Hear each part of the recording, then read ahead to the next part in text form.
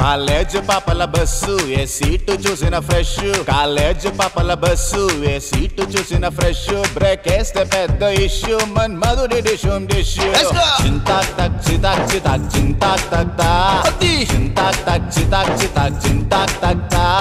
పిడత కింద పప్పు రుచి చూడకుంటే తప్పు పిడత కింద పప్పు రుచి చూడకుంటే తప్పు ఒళ్ళెలా ఉంది చెప్పు తెగుతాది ఇంకా చెప్పు అమ్మమ్మా